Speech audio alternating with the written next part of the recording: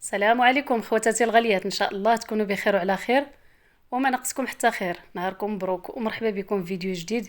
كيف ما شفتوا هاد الايام كنشارك معكم حلويات تحت طلب ديال بزاف ديال الاخوات، اولا زعما تقريبا كل الاخوات قالوا لي شاركي معنا الحلويات والاسرار ديالهم. اليوم غادي نشارك معكم البحلاوه بالكاوكاو. غادي نشاركها معكم بطريقه سهله وبسيطه، وغادي نعطيكم كما العاده جميع الاسرار باش تنجح معكم وتوليو محترفات ولو تكون اول مره كديروها.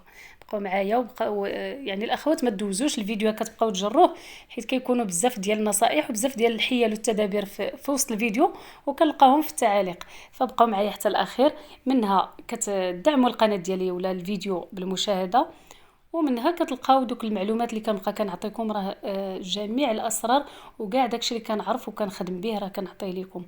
نبداو الفيديو ديالنا بالصلاة على نبينا. اللهم صل وسلم على سيدنا محمد وعلى أصحابه أجمعين. كيف ما كتعرفوا الحلوى روينتها أكثر منها، كتكون الماع بجميع الأنواع وجميع الأشكال. وأنا دائما ملي كنبغي نبدا شي شكل ديال الحلوى ولا الحلوى بصفة عامة كنغسل كل شيء هو الأول باش نبدا في الطوابع ومراشم كل حاجة اللي هي نقية. وما كنستعملش هاد الأيام لا فيسيل، حيت كاينين حوايج أنا اللي خصني نغسلهم بيديا بحال هاد الطوابع هادو اللي غنخدم في هاد البحلاوه، بحال داك السيليكون وجدته باش نخدم به ديك عمره مباركه. وهاد القصريات المهم الطاوات راكم عارفين هاد الماء خصهم يتغسلوا غير باليد. ونيت دابا راه الجو سخون، كاع اللي جالسه في الدار بحالي راه كيعجبها تغسل الماعن منها تبرد يديها ونقيو الحاله. ايوا المهم البنات غادي نغسل الكوزينه كما العاده، وشاركت معكم هاد الماعن هكا ماشي زعما باش غير بزاف الاخوات كيقولوا لي كيفاش كتنظمي، واش كاين شي حد كيعاونك انا راه غالب الاحيان كنخدم غير بوحدي، ولكن كما قلت لكم ملي كنبغي نبدا الخدمه كنحيد عليا دوك، كنجمع دوك الشيء ما تلقاوش عندي. مثلا الا كنخدم الحلوه تلقاو القشور ديال البيض ديال واحد العجنه قبل منها، ولا دوك ديال الخمارات وداك الشيء كاع اللي ما صالحش كله كنجمعو، كنقي كنغسل الماعن نمسح البوطاجي وعاد نبدا عاوتاني واحد العجنه اخرى، حيت اي شكل راه كيخلي لكم واحد الروينه. وهاد الطاوات راه ديما كنغسلهم، منها كنطيب في طاوات اللي هما نقيين، ومنها كنكون ضامنه بانه نقيه ما فيهاش شي حاجه هكا اللي ما بيناش ولا شي حاجه ما شفتوهاش. المهم هذه هي الطريقه ديالي البنات. غادي نكمل هاد الكوزينه كامله، غادي نجمعها ونقيها ونسيقها، ونبدا معكم المقادير ديال بحلاوه. هنا البنات بغيت نخرج تقريبا 3 كيلو ديال البحلاوه و300 حبه حتى هي حتى الاخير ونعبرها. وخديت هنا 4 كيلو ديال الكاوكاو، 4 كيلو ديال الكاوكاو والعسل. طيب 2 كيلو ديال سنيده، وغادي نقول لكم واش كفاتني ولا لا. حمرت هنا الكاوكاو في الفران. ممكن تاخذوا داك البيض ودهنوه بشويه ديال الزيت وتحمروا، انا ما كندهنو بحتى حاجه، كنديرو غير في الفران كيتحمر عادي عافيه لي مهيله باش ياخذ لينا اللون ويطيب على الخاطر، ما يكونش فيه داك المرورات ديال الحراق. وغادي نديرو غير في الهشوار بحلاوه، ما كتبغيش داك كاوكاو يكون معجن بحال ديال دوك اللي كنديرو دوك الحلوات الاخرين. هي كتبغي يكون داير بحال سكسو رقيق، ما معجنش وما فيهش في نفس الوقت دوك كاوكاو قطع حبات اللي هما كبار هكا. كتكون هاد الهشوار هي اللي كتخدمها يعني بواحد الطريقه اللي زوينه، كيجي بحال الحبات ديال السميده الغليظه. كله غادي ندوز له كل تقريبا 4 كيلو غادي نستعمل فيها 4 ديال الكيسان ديال سكر سنيده. الا كنتو بغيتو ديروا سكر كلاصي يمكن لكم، انا ما كنديرش سكر كلاصي حيت سنيده كتعلكوا لينا اولا، وحتى الا جبنا سكر كلاصي سبيسيال كتكون فيه نشا. وهنايا غادي ناخذ 4 ديال الزبده مارغرين، ولا ديروا ديك ديال الاطلس، كتاخذوا ديك ديال نص كيلو كتقسموها بالموس. غالبا الاحيان كنخدم انا باطلس. دابا راه خديت هادي تكون بحراره المطبخ، ولا كان الجو بارد شفتوا هذا الفيديو كان الجو بارد ذوبوها باش يلاه تعاونكم. هاد المقادير هادو كيلو ديال الطحين، الا بغيتو نتوما غير قياس ليه هو قليل ديروا نص كيلو وقسموا المقادير كلها بالنص. درت 8 د المعالق ديال الزيت غادي نكتبهم لكم في اول تعليق، و4 ديال المعالق 2 معالق زعما كبار ديال العسل. الا درتو نص كيلو دقيق غديروا ليها معلقه واحده ديال العسل و4 د المعالق ديال الزيت. وسكر كلاصي حتى هو درت ليه 4 ديال المعالق، يعني كل نص كيلو، حيت راه نص كيلو هو العجنه. كل نص كيلو بجوج معالق ديال سكر كلاصي، رشه ديال الملح، وداك الفاني ديك البودره ديال الفاني. هادو هما المقادير اللي في هاد العجينه. هذه هي نفسها اللي كنخدموا بها كعب غزال، كنخدموا بها الحلوى التمر. المهم نفس هذاك كاع اللي كتكون فيها المعمره من الداخل هي هذه. وبالنسبه للدقيق كما قلت لكم عبرت كيلو. في الاول كندخلو هكا حتى غادي تغلف لينا كلها بديك الزبده والزيت ودوك المقادير الاخرين. هاد العجينه راه ما كيكونش فيها البيض وما كتكونش فيها الخماره. غادي نحاول هاد القياس ديال الطحين كله هاد الكيلو ندخلو مزيان مزيان باش في الاخر نقول لكم شحال ديال ما زهر وشحال ديال الماء. وإلا كنتو دايرين نص كيلو نعاود نقول لكم شحال بالضبط، حيت هاد العجينه راه كتعطينا قياس اللي هو كبير. غادي نحاول ندخلها مزيان، ما قطعتش البنات في الفيديو باش تشوفوا المراحل كلها، لان الفيديوهات ديال الحلوه انا كنحسبهم فيديو اللي هو تعليمي، خصنا ما تفوت فيه حتى لقطه. يعني داكشي كاع اللي درت ودوك الاسرار كاع اللي كندير باش يعاونوني في الخدمه غادي نشاركهم معاكم. هو ما تنساونيش البنات من واحد اللايك باش كتشجيع هكا القناه ولا هاد الفيديوهات. راكم عارفين كيكون واحد المجهود اللي هو كبير مع لي كوموند مع الخدمه، يعني خاص الفيديو على الاقل يتبارطاجا مع الحباب ديالكم وتعاونوني بكومونتيرات، ديروا غير قليبات، ديروا وريدات، المهم واخا ما فيكم ما يكتب ديروا غير شي حاجه. هنا البنات زدت كاس ديال مزهر وغادي نحاول هنا ما كندلكاش غير كنجمعها، ومن بعد زدت كاس اخر ديال الماء. الا درتو نص كيلو ديال الدقيق كديروا كاس ديال مزهر صافي، ما كنبقاوش نزيدوا داك الكاس ديال الماء صافي. غادي نحاول نجمعها، ضروري تكون العجينه قاصحه وما ندلكوهاش، وضروري ايضا ندوزوها في الثلاجه تخليوها تبرد واحد المده باش يلاه تجيكم زوينه. غادي نديرها في واحد، غادي نديرها انا في السلوفان اولا ديروها في بلاستيكه.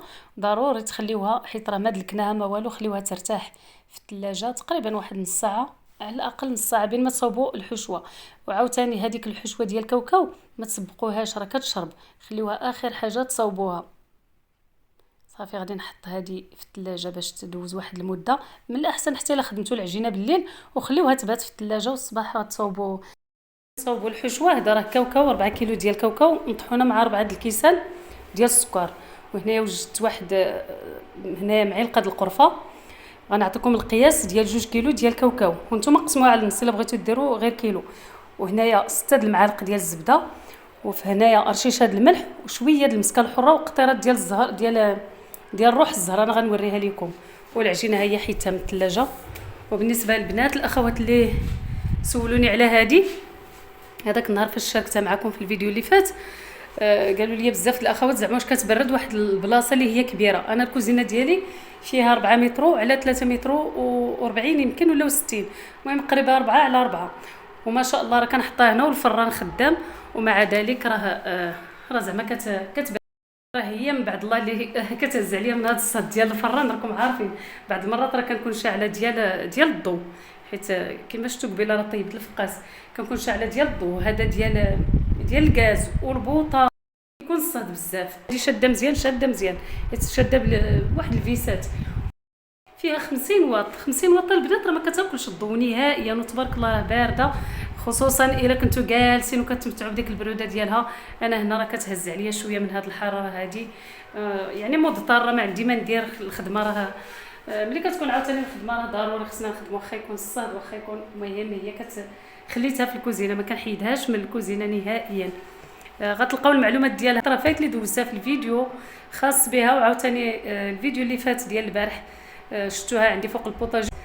المهم انا غنحط لكم المعلومات ديالها في الموقع ديال وادوكس. تواصلوا مع الاخت غزلان هي تزيد تشرح لكم اي حاجه بغيتوا تسولوا عليها اولا ما فهمتوهاش، ولا المهم ولا شي برودوي اخر. المهم غتلقاو النمره ديال الموقع ديال وادوكس في اول تعليق مثبت.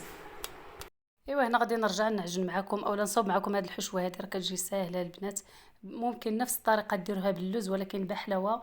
كيكون البنه ديالها كما ولفناها من الصغر بكاوكاو محمر كتجي لذيذه. انا هنا غادي نحاول نقسم هاد 4 كيلو د الكاوكاو فيها 4 الكيسان د السكر، غنقسمها على نص، يعني غنخدم ب2 كيلو اولا استعملوا الميزان، يعني قسموا هاد الكميه هذه.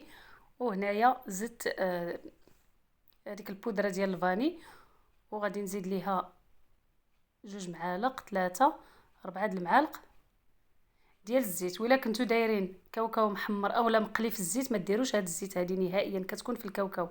وصافي غادي ندخل فيها مزيان هذيك القرفه والزبده وهذيك البودره د الفاني، واحد شويه د الملحه. دائما كديروها، راه البنات كنساها ديما كنسبقها ولا كنديرها في الطحين وكنساها في التصوير، زعما ما كنقولهاش لكم. ضروري رشيشه د الملحه صغيره في اي حاجه خدمتوها في الحلويات.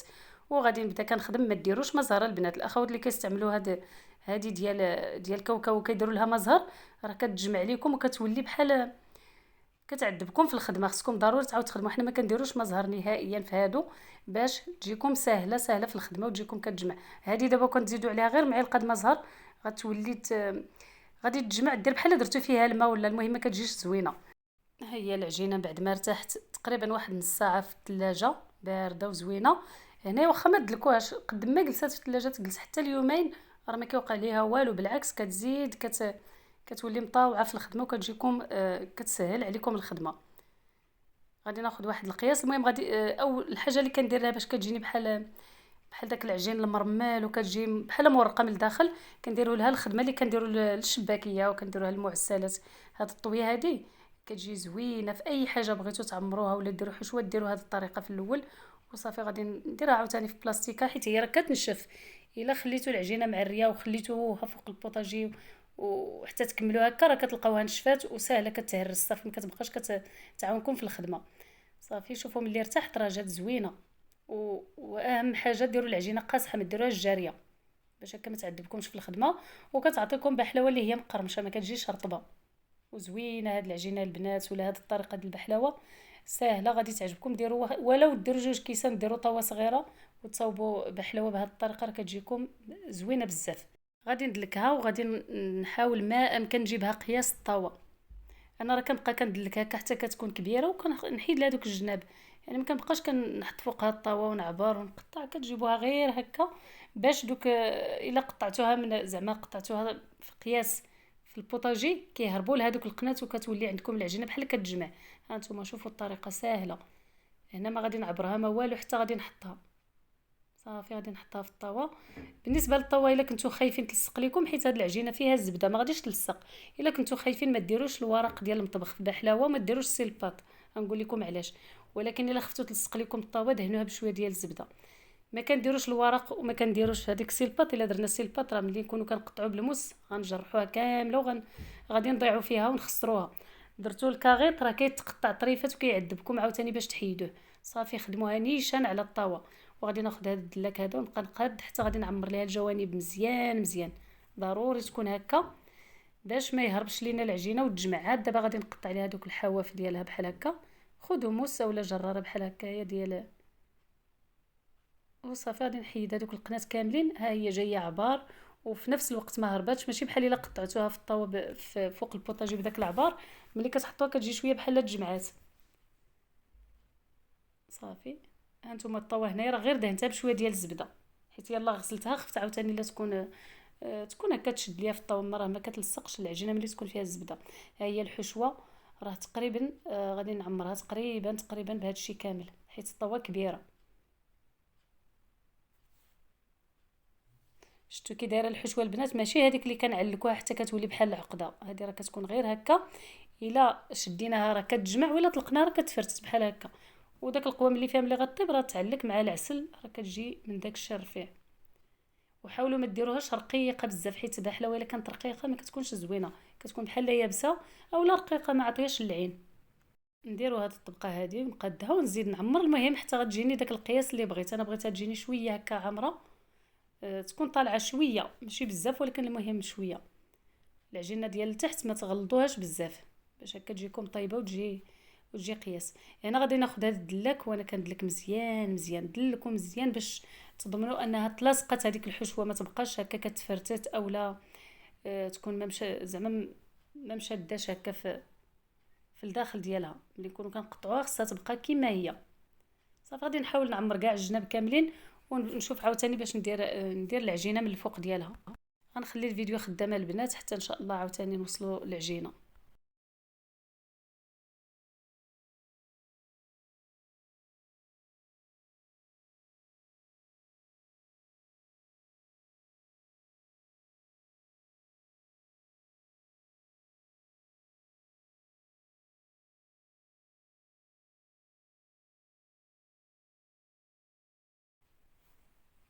غادي ندلكها عاوتاني هذه اللي غادي ندير ليها في الفوق. نحاول ندلكها مزيان ونقادها في الاخيره كنقطع عليها الجناب الا كانوا طالعين هكا الفوق.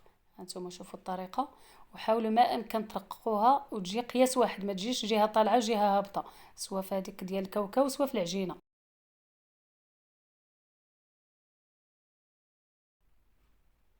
صافي من بعد ما غلفتها كلها من الجناب هكا دابا غادي ناخذوا العبار. بالنسبه للعبار من الاحسن ديروا كما كندير في غالب الاحيان. دابا راه قطعتها غير هكا ولكن راه شديت لها العبار وجات كلها قياس واحد. كما كندير كنخدم زعما في الايامات الاخرين كنقطع واحد الشريط ديال داك الورق ديال من الكرتونه هكا ديال الحلوى ولا، وكتقطعوا القياس اللي بغيتو صافي، وكتحطوها وكطرسيو كتجي ساهله.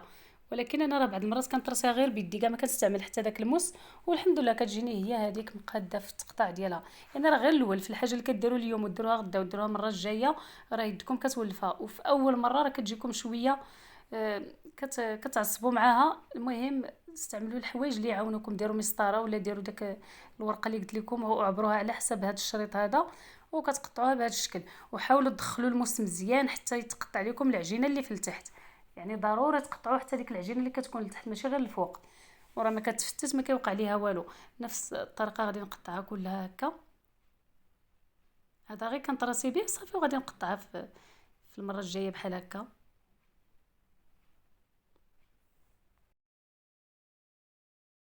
بالنسبه للتزيين كيبقى لكم الاختيار، بغيتو ديروا فوقها لوزه ولا كاوكاوه ولا المهم شي طريف ديال الكركاع ولا شي حاجه د المكسرات، اولا ديروا هذا الشكل هكا. هاد الوريده كيف ما يمكن ديروا ديك الوريده تزيدوها شويه د الكاكاو لديك العجينه تولي قهويه وديروها. انا درت هاد الوريده هادي جوج ديال هاد الطوابع الصغار اللي كنصاوبوا بهم المملحات ولا العجينه ديال الشوكولاط. كنقطع بالورده الكبيره وكنزيد فوقها الورده الصغيره اللي فيها هذاك اللي كيدخل شويه باش تلصق، وشويه د الماء فوق هذيك العجينه باش تلصق لكم مزيان. ملي تكون ناشفه العجينه شويه ضروري غير شويه هكا صافي، غادي نخدمها كلها بهذا الشكل هذا.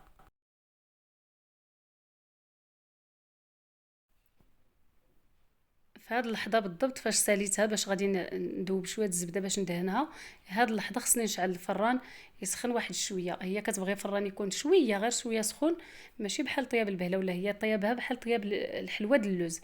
نسخنو تقريبا غير واحد جوج دقائق بين ما غادي ندهن ليها الوجه ديالها بالزبده وصافي. ونقول لكم الطريقه الصحيحه باش زعما تجيكم هاد البحلاوه طايبه من التحت وما محروقاش نهائيا وكتبقى معلكه ما كتيبس ما والو.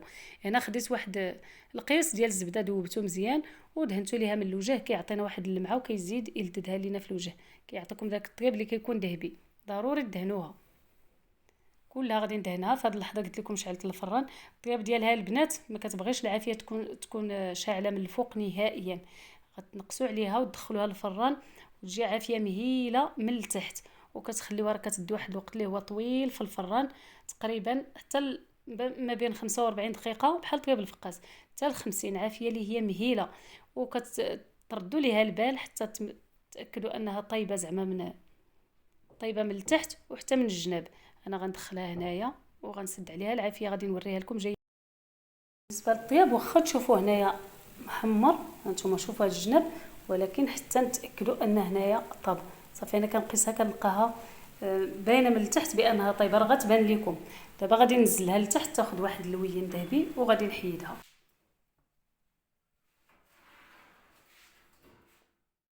ها هي من بعد ما دوزات ملي كتهبطوها لتحت راه غير 5 دقائق حتى ل6 دقائق صافي كيكون اللون ديالها مذهب، وكيبقى على حسب الطياب ديال الفران. الا كان كيطيب غير جهه وحده كتقابلوها وكدوروا.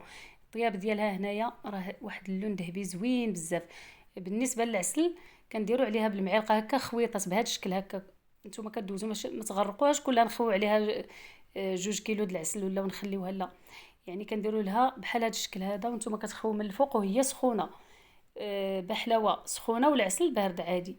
والا كانت عندكم بحلاوه خليتوها ما سقيتوهاش في ديك الساعه، يعني العسل خصو يكون سخون مزيان فوق البوطه سخنوه، ولكن احسن طريقه هي هذه. كنهضر معكم بزاف البنات ولكن كنبغي هكا نوصل لكم الفكره باش تنجحوا. اي وحده دارت الحلوه راه كنعرف المقادير، يعني ما خصهمش يضيعوا مع هذا الغلا هذا، وبغينا نتعلموا يعني تبعوا هذه الطريقه هذه راه بالتفصيل غادي تجيكم. اي حاجه جربتوها من عندي ان شاء الله راه غتجيكم ناجحه.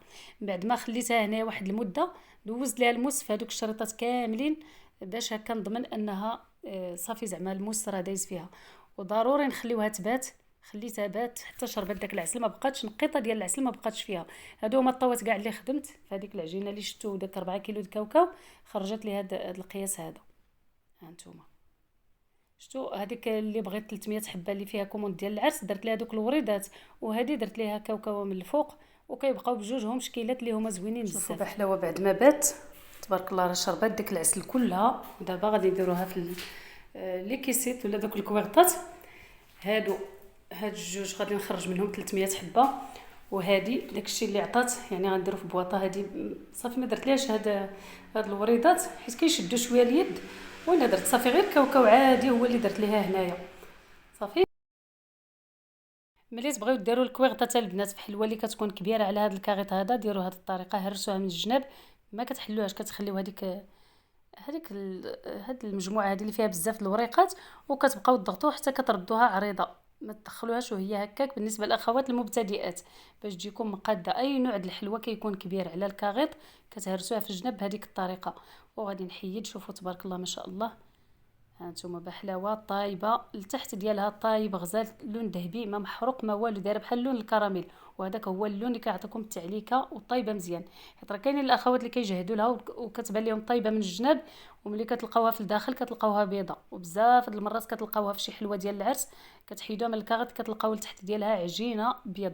هذه لا، ديرها طايبه ومحمره غير على الخاطر، وكيبقى حتى على حسب الفران. انا هذا اللي عندي راه تبارك الله واخا قديم يعني مقهقر، ولكن مازال خدامه به لان تبارك الله فيه العافيه من داك الشيء رفيع. هنا درت لها هذوك الورقات ديال الذهب، داك ورق الذهب اللي كنديرو باش تعطينا واحد اللمعه. كيف ما يمكن ديروا اي زواق بغيتو ولا اي تزيين عجبكم. ساليت هاد الطاوه هذه، وهانتوما غنبدا في هذه. بغيت نوريكم حتى الطياب ديالها تبارك الله ما شاء الله. شوفوا ضروري تكون طيبه بحال هاد الطياب، هانتوما بحال الكراميل. غنزيد نحيد واحده اخرى وكنحيدها لكم من الوسط باش تشوفوا. راه تبارك الله ما ضاعت فيها حتى وحده. هانتوما شوفوا، يعني هاد راه تقريبا 50 دقيقه باش تطيب كل طاوه بوحده، ولكن عافيه مهيله مهيله بزاف، وكتبقاو ردين ليها البال حتى كطيب. عاد كنهبطوه راه كتذهب دغيا. بالنسبه للطيب ديال الفوق ساهل دغيا كطيب، ولكن من التحت كتدي واحد الوقت طويل. صافي غادي نديرها حتى هي في الكويغطات. انا حليتهم هنايا شفتوا، ونتلاقاو باش نلصقوا لهم هذاك هذا ديال الذهب. ديروا عقيقه هنايا، ديك العقيقه ديال فضيه ولا ذهبيه، هنا راه كتعطي واحد اللون اللي هو زوين بزاف. صافي ساليتها كلها البنات، درت لها داك الوريقات ديال الذهب الخاص بالحلويات. هذا راه كيتباع، هذا الملمع هذا كيتباع عند دوك اللي كيبيعوا لوازم الحلويات.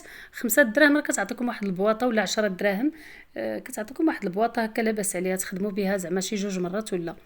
ايوا هي تبارك الله ما شاء الله. شوفوا العلو ديالها وباينه خفيفه ومعلكه. الا بغيتو مازال البنات الحلويات راه مازال خدامه في شي شكيلات، ولكن بغيت نشارك معكم زعما شي تدابير ديال التنظيف صورتهم شحال هادي، ولكن هي الحلوه حتى هي دخلت راسها. المهم نتمنى تكونوا كاع كتستافدوا غير من القناه ديالي، تكون مفيده لكم. اي حاجه بغيتوها راه غتلقاوها فيها، سواء التنظيف سواء الطياب سواء الحلويات. بزاف ديال الحوايج كنشاركوا معكم العطريه كيفاش تصاوبوها. نتمنى ان شاء الله انا غير تعاونوني بالمشاهدات ديالكم وبالبارطاج مع الاحباب، واي حاجه بغيتوها مرحبا بكل فرح غادي نشاركها معكم. هاد الحلويات اللي شاركت معكم في هاد الايام ان شاء الله مازال غادي نجمعهم في فيديو واحد ونكتب لكم كاع المقادير ديالهم، غير ان شاء الله نسالي هاد الخدمه هذه حيت مازال خدامه، ويبقى واحد الفيديو واخا طويل يكون مفيد. يعني اي شكل من هاد الشكيلات هادو 4 ولا 5 تشكيلات غتلقاوهم في فيديو واحد، حتى الا تيليشارجيتوه هزيتو فيديو عندكم واحتفظتوا به يكونوا فيه دوك الشكيلات ب5. ايوا نتمنى ان شاء الله حتى نتوما تكونوا كتعاونوني كما حتى انا كنحاول ندير مجهود باش نتعاون معكم. هنايا غادي نجمع هاد الحبات هادو كما قلت لكم. هاد البواطات شريتهم على اساس 300 حبه. عقلت واحد المره فاش شاركت معكم واحد الكوموند ديال واحد العرس فيها 1000 حبه، وكنت قلت لكم شحال دوك 1000 حبه شحال من كيلو خرجت. حتى هذه ان شاء الله غير نسالي ونقول لكم كل شكل شحال عطاتني فيه 300 حبه. بالنسبه للبنات اللي كيبغيو يعرفوا الميزان ويعرفوا عدد الحبات. ايوا هذا هو الفيديو ديالنا ديال اليوم. نتمنى ان شاء الله ينال الاعجاب ديالكم. سمحوا لي على الصوت مع الخدمه مع الوقاف والعيا والسهر.